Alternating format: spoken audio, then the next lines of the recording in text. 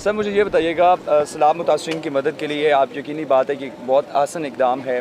कौन कौन से एरियाज़ में आपने सैलाब मुतासरीन की मदद की और अब तक जो है कितनी अमाउंट जो है वो आप तक पहुंची? हमने देखा है कि लोग जोक दर जोक आ रहे हैं और आप पर एतमाद करके सैलाब मुतासरीन की मदद कर रहे हैं। ये अमाउंट का तो लिखा हुआ है, रोज़ाना वो काउंट करते हैं और लिख लेते हैं जुनैद साहब, और उसके रजिस्टर्ड बने हुए हैं अलग अलग। फिर उनका एक ग्रुप भी बना हुआ है, उसमें भी वो डालते रहते हैं।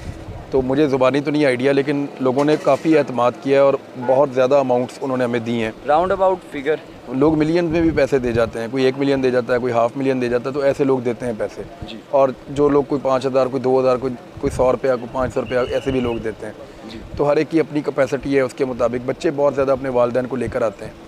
साथ में लोगों ने जो सामान दिया है ना, जितने लोगों ने हमारे गलों में पैसे डाले, मेरे ख्याल में उससे मेरा वैसे ही मुझे अंदाज़ा है या मेरा दिल कह रहा है कि वो जो लोगों ने हमें सामान दिया है वो उससे कई गुना ज़्यादा मालियत का है। यानी अगर उन्होंने हमें 100 रुपये का सामान पैसे दिए तो हमें 400-500 रुपये का हमें वो सामान मिला है।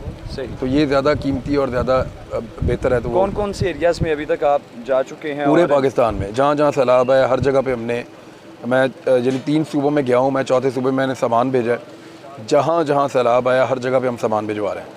इमरान साहब, छोटे छोटे मासूमाना से सवाल हैं आपसे। सबसे पहले तो ये बताएं कि इमरान खान का फ्यूचर आप क्या देख रहे हैं? फ्यूचर जो सियासतदान का ना, उसको इलेक्शन उसको डिटरमिन करता है।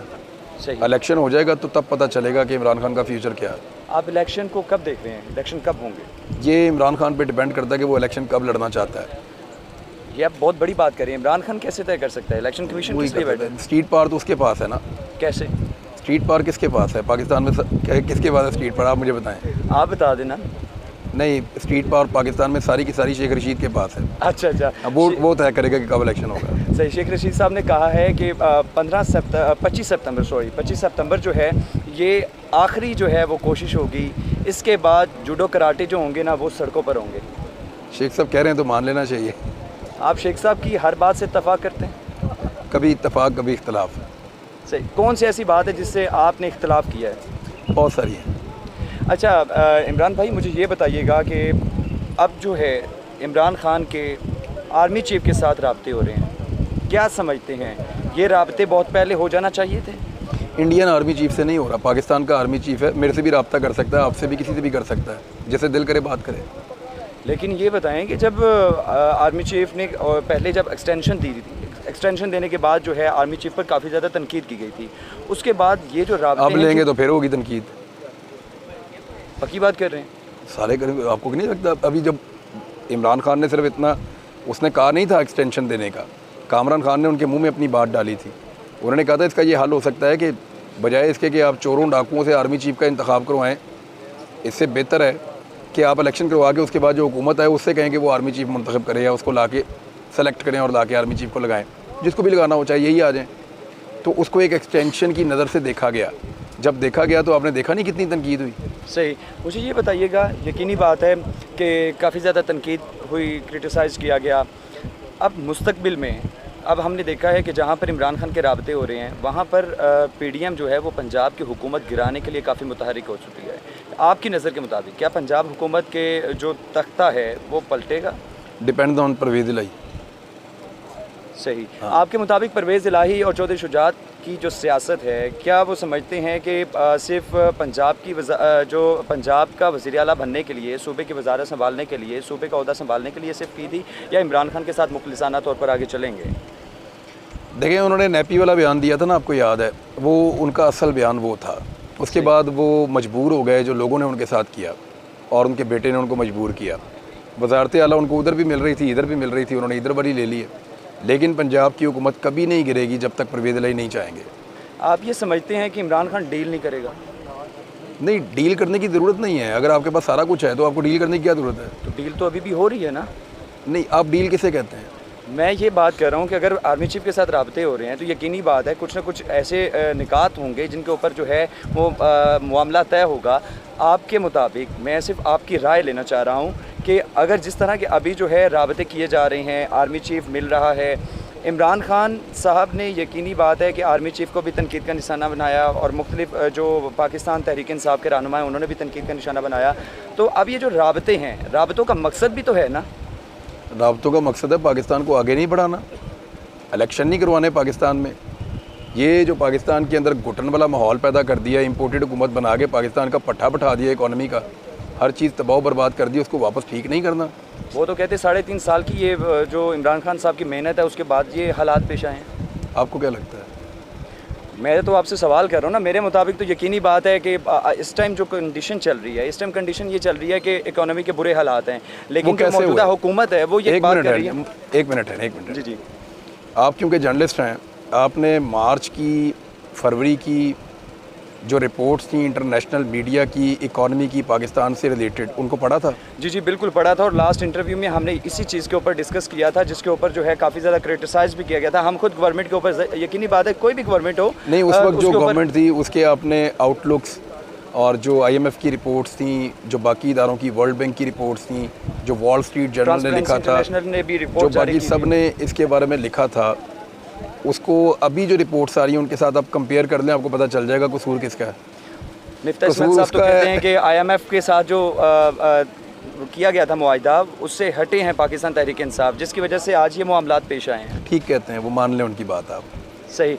मुझे ये बताइएगा कि मरियम नवाज़ साहिबा की जानिब से पासपोर्ट वापसी के लिए जो है अदालत से रुजू कर लिया गया है, क्या ये वापसी रास्ता यानी कि भागने के लिए कोशिश की जा रही है या वाकई कुछ सर्जरी वगैरह करवाएंगे? मरियम नवाज़ जहाँ तक मैं जानता हूँ वो भागेंगी नहीं।